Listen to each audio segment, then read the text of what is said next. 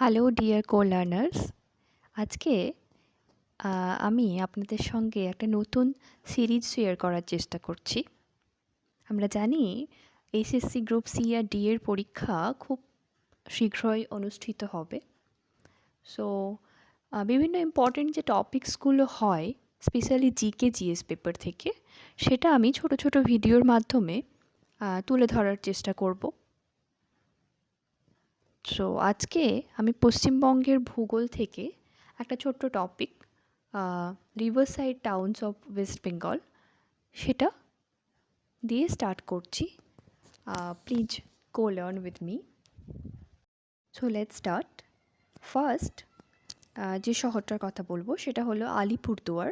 আমরা প্রত্যেকেই জানি আলিপুরদুয়ার জেলার আলিপুরদুয়ার শহরটি কালজানি নদীর তীরে অবস্থিত এবং কোচবিহার অবস্থিত তোরসা এবং সংকোশ দুটো নদীর তীরে, শিলিগুড়ি মহানন্দা এবং বালাসন নদীর তীরে, বালুরঘাট আত্রেয়ী নদীর তীরে এবং কৃষ্ণনগর জলঙ্গি নদীর তীরে।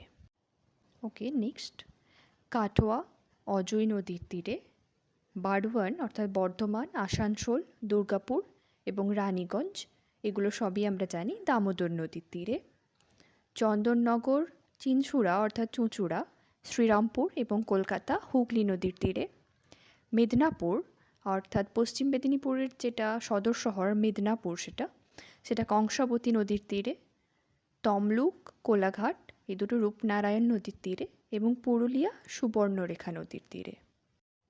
ওকে, নেক্সট জলপাইগুড়ি তিস্তা এবং কুরলা বা করলা নদীর তীরে, দার্জিলিং তিস্তা রায়ডাক মহানন্দা এবং বালাসন নদীর তীরে অবস্থিত, রায়গঞ্জ মহানন্দা এবং কুলিক নদীর তীরে অবস্থিত এবং রায়গঞ্জ যেটা পাখিরালয় সেটাও রায়গঞ্জেই রয়েছে, কুলিক পাখিরালয় সেটা রায়গঞ্জে রয়েছে, বহরমপুর ভাগীরথী নদীর তীরে, রানাঘাট চূর্ণী এবং সিউড়ি ময়ূরাক্ষী বা ময়ূরাক্ষী নদীর তীরে, বোলপুর কোপাই নদীর তীরে, বাঁকুড়া তিনটি নদীর তীরে গন্তেশ্বরী কংসাবতী এবং দ্বারকেশ্বর, ঘাটাল শিলাবতী নদীর তীরে, বাগনান দামোদর নদীর তীরে, ক্যানিং মাতলা নদীর তীরে। Okay, this is it, and thank you so much for being with me, for co-learning with me. Thank you.